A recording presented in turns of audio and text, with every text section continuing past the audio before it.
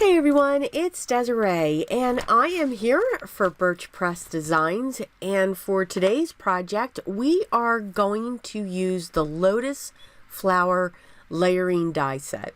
Now this set comes with 3 dies, and what's great with each of these layers, they can work beautifully on their own. So from these 3 dies, you can get 3 different looks. Of course, well, actually 4, because you can use all the layers together and each of those individually. So for this one, I am going to use all the layers together. I'm only going to cut 1 from B and C, and I will cut 3 from layer A. I grabbed a piece of corrugated cardstock from my stash, and I'm going to use just one of the dies. It can be any one of the dies, and I'm just going to cut out that circle. As you can see in the photo, we're going to make a shaker card. I'm starting to love shaker cards. Been making a lot of them lately. Oh yeah, I think it's never mind. So anyway, so I've used my liquid adhesive, and I grabbed a piece of acetate, used my liquid adhesive around the circle, and I placed my acetate down. So when I put my layers together, they're going to sit on top of that piece of acetate. So now I'm just going to use my fine tip applicator. I get a lot of questions on that applicator. And I get these applicators from Amazon. I will try to link them down below, but I usually can get like 10 of them in a packet. And they last forever. Do my nozzles clog sometimes? Absolutely they do. I find if I don't fill the bottle up all the way, if I fill it up about 3/4, I have less chance of it clogging up. And what I have also found is if you use it continuously, you're going to be fine. You know, if you're making a lot of cards, making them in the production line. If you use it and just set it and let the air hit it, it will clog up.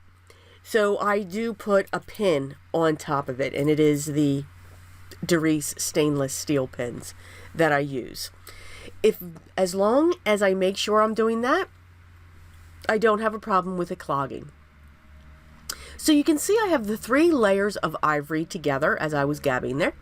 And now I'm going to handle the other 2, and I'm going to put those on top of each other. So I've grabbed a golden brown color, and I grabbed a piece of green mirror cardstock. I thought these 2 colors looked great, and I thought the green mirror would accent perfectly off of the corrugated paper. It's kind of like a peach tone. So with all of these together, that ivory is going to be raised up just a little bit more. So now I'm just going to adhere the last layer. And you can see, because this is so thin, I use small dots. The liquid adhesive I'm using, which I guess you should all know that, is art glitter glue. That is one of my favorites. So now I'm just going to carefully layer these pieces on top of each other, making sure that ring, that's the spot you really got to watch, is really set on top of each other. I'm going to cut just a square piece of the golden brown, and I'm going to use that for the backing behind my piece of acetate. So I'm going to grab my double-sided strips from Desiree, and I'm just going to place them around the circle. And then once they're placed, I am going to use a strip at the very top too, because the circle kind of takes up this whole panel. Well, it takes a good majority of it. It doesn't take it all up, but it does take a good majority, which is something that I really, really liked. I'm going to trim that, making sure all of the edges are touching and that there's no openings. And that's where I'm going to put my last piece. For all of the other areas, I'm just going to use my double-sided foam tape from Scotch, and I'm just going to double that up and place all of this everywhere. Just so that this whole section will be supported for the shaker. So I'm going to cut it in half, cut the pieces down, and just fill in those areas. The sequins I am using are from Nuvo, and they are Pink Tutu, Prickly Pear, and Vanilla Delight.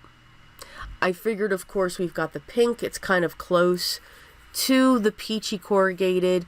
I am just in love with the Prickly Pear color. I just love these sequins. I think they're a great accent when it comes to the mirrored cardstock, and then the vanilla just accents off of the ivory. I'm going to make sure that these are nice and flat, scattered throughout this section, so that when I remove, carefully, my release paper, because you want to do this slowly, ask me how I know. Well, this is what happens, so I'll tell you. When you pull it really fast and it catches, all your sequins go flying all over the place. Yeah. It's fun. So, on another card, not this one. So, I'm going to place down my piece of cardstock. Now, what I'm noticing is there's a small piece at the very top where I didn't go over the double-sided round strips for the circle. So, I just cut another thin strip. You can't see it. No one can see it. Only you guys know it's there. Just at the very top, just to make sure that that's covered. I grabbed my card base, which is ivory, and it's a standard card base, which is 4 1/4 by 5 1/2, and it is a top folding. I'm going to set this down onto that card base, and then I'm going to grab my die cuts. Of course, I've got to play with the shaker for an extremely long time. And I'm going to glue that right on top. So think about it. If you use each of these dies individually, any one of these layers can be used on their own and can absolutely sit on top of that section. Whatever section you're using for your shaker, or if you're just putting it right down onto the cardstock. By using the 3 layers, you do get the shadow of the lotus flower. I'm going to grab a sentiment from the Celestial Waves stamp set. I absolutely fell in love with this sentiment, and it says, "There is something good in every day." And that is very true.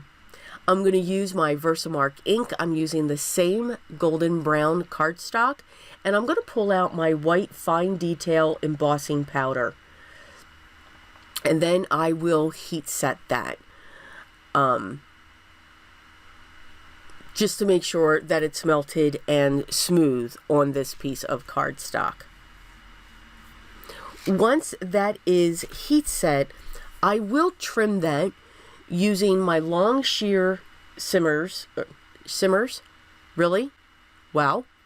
Scissors from Spellbinders, and they're the Fun Stampers Journey Grand Pro shears. I really like these scissors. They are nice, solid. I am going to use my dry microfiber cloth, and that's how I remove the anti-static powder that I put down prior to embossing. I just make sure there's no ink on it and it's dry, and it pulls the powder up perfectly. After I'm done trimming this, I'm going to use my liquid adhesive, and I'm going to set that in place in the bottom right hand corner.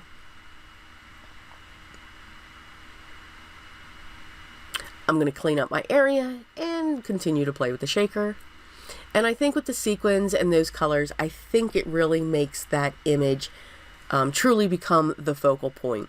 So I do hope you enjoyed today's project using the Lotus Flower Layering Dies by Birch Press Designs.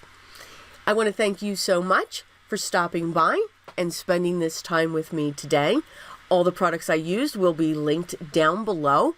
As always, if you have any questions or comments, leave those down below and I'll get back to you as soon as I can. So again, thank you so much for being here and spending just this little bit of time with me. If you haven't already, please make sure you subscribe. I'd love to have you here. Hopefully I teach you a few things. Make sure you ring the bell because you never know what's going to come next. I hope you're having a great day. I hope it's a beautiful day. Remember, something wonderful always happens. But always remember what's most important. Always be creative.